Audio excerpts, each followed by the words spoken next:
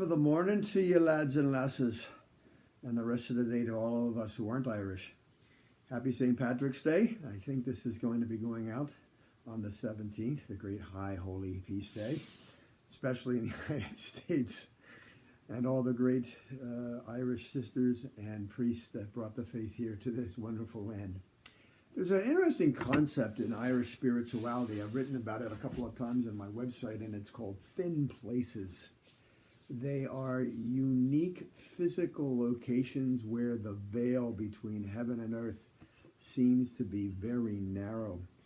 One woman writes this about it. There are rooms and homes and chapels and churches and places of pilgrimage that speak to us of something that is holy here and yet point to something holy beyond. Ever since Eden, God has carved out these places and then comes and hovers over our chaos. Places for us to wait. Places for us to rest. Places where we can take refuge in the pilgrimage of this faith walk, and places where we can exhale. Comes from a woman by the name of Claire Dwyer. She's written a book called This Present Paradise. I was listening to a couple of women on the podcast Abiding Together, and they mentioned this, and they brought up an interesting concept, and it wasn't only about thin places. They said, are there thin people?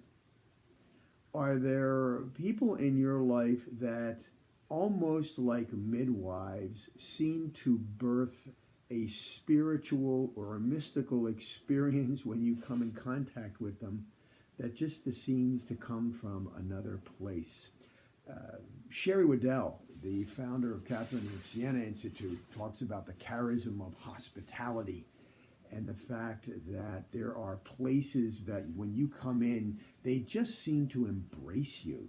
I know people point to Lourdes, people point to Fatima. In our own area, people have said that the chapel down at St. Isaac Jogues is like that.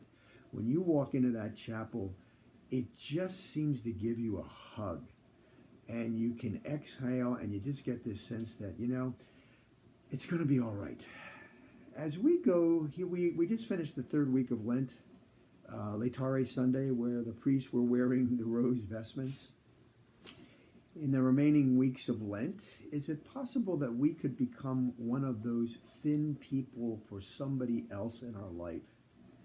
Someone who is just really struggling in the journey right now, where we become a place that embraces them and points them to a better time, and then midwives in some way Jesus Christ and the Holy Spirit, where they can move forward and just say, much like another great mystic said, all will be well, and all will be well, and all manner of things will be well. Blessings to you this day.